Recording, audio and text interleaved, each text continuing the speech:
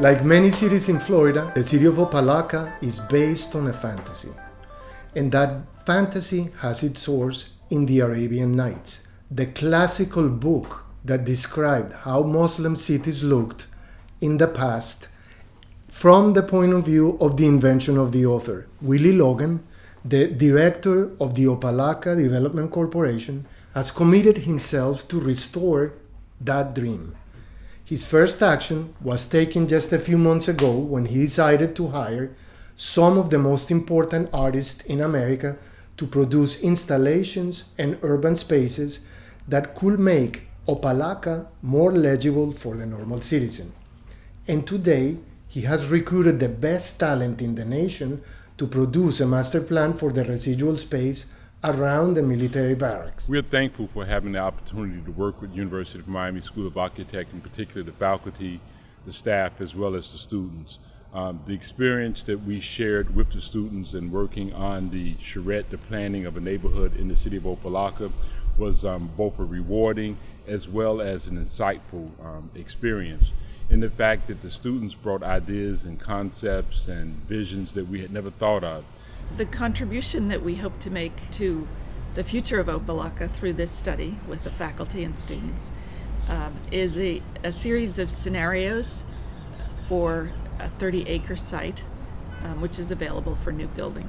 And so right now, what the students are doing is studying 3 different density scenarios, different types of housing and commercial space, to be able to show the leaders of Opelika what's possible on that site and to help them make decisions about how best to redevelop it.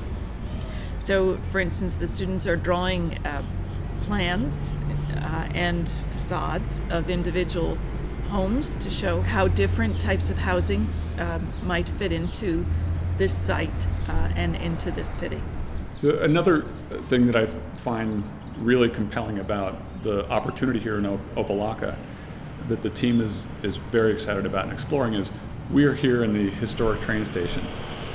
Right next door is the Tri-Rail station, which connects to Metro Rail. So we have a highly transit-oriented site that's walking distance to a historic downtown, just a couple of blocks, and I can see it from here. And our study area includes this site and is directly across the street. We have 30 acres that can be reshaped. It's already connected to the downtown. It's walking distance to both the rail station, the downtown, and the community center of Opelika. So we have a really exciting opportunity for the students to implement all of the walkable design, livable community ideas, sustainable development concepts that they've been learning about and talking about and testing out in the classroom for the past 10 months. So we have a really fantastic opportunity here on the ground where we're not inventing everything. The infrastructure's in place, the street grid is in place. We can enhance that a bit, but we have great bones to build on in Opelika and really create something truly unique in South Florida that you can arrive at a transit station, walk to your home, walk to the downtown. It's really unlike any other opportunity in the region. The biggest challenge with this site, we're actually facing it today, working with the real estate development students, is how do you accommodate the existing residents? How do you not displace them? How do you not price them out of their homes, price them out of the neighborhood?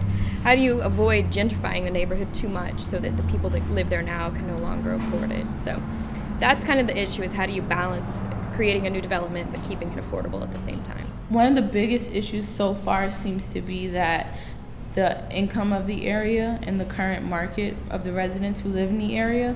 So a lot of times where we want to think of mixed use, we think of residential, retail, office, things of that sort. And it's kind of like you have to be very particular about your phasing, because retailers at this point in time aren't really interested in coming into places like Opelika. So that's been a big challenge, because if we say, okay, we want to put in some retail, but they're like, you don't have enough households, you don't have the traffic count.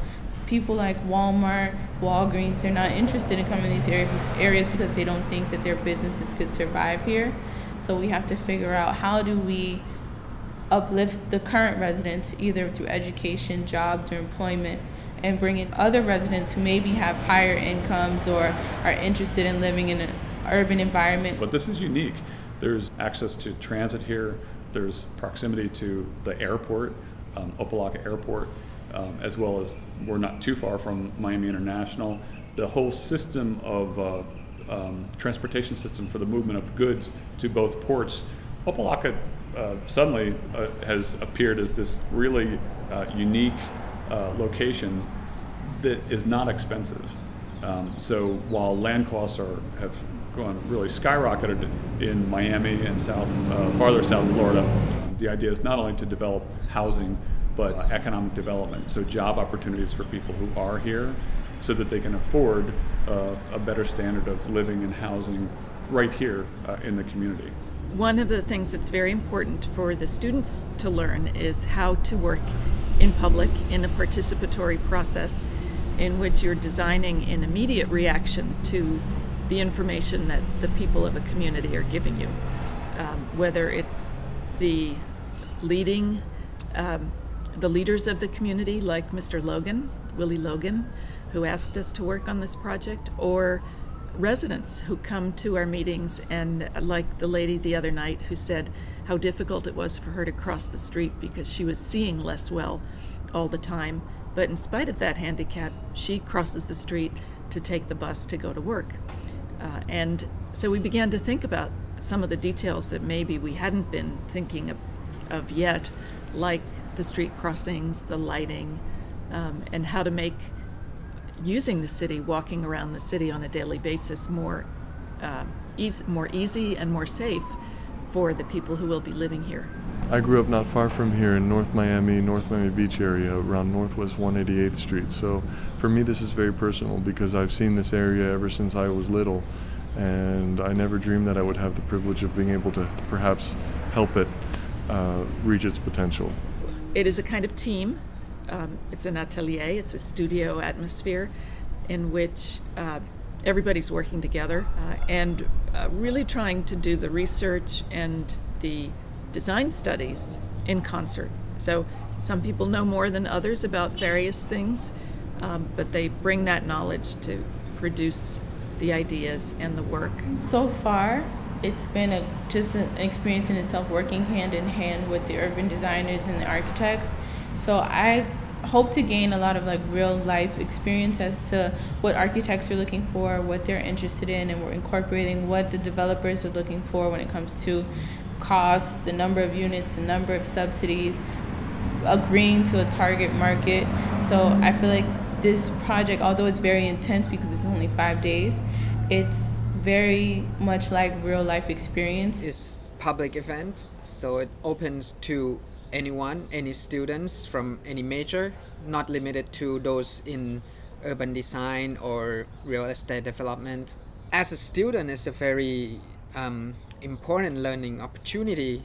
I would recommend it to students. Any student who's interested in some form of real estate or public administration or community development in any form, I would recommend to participate because, for one, it gives you real life experience and a practical way of actually being on the ground in the community, seeing what the residents want and what they need in their areas, hearing their voices, and also gives you the academic aspect in the sense that you are learning about numbers, financials, performers, rent rates, subsidized housing, different opportunities for grants and financing housing, and doing it in a working environment where you have the opportunity to ask questions to professionals that are actually in the field. I would, absolutely. I've spoken with, having been interviewed for jobs in the architecture and design field, mentioning that I was going to do this charrette, they instantly, eyes lit up and they said, oh, that's such a great experience. Just being able to be working with not only other students, but also professors, professionals, elected officials, the actual collaboration of all of this is really fantastic, is really great. And it's something you don't experience much in the school environment. So it's this opportunity for students to go outside of their comfort zone, instead of working with people they know, branching out, working with people in different fields across different disciplines. I think it's fantastic.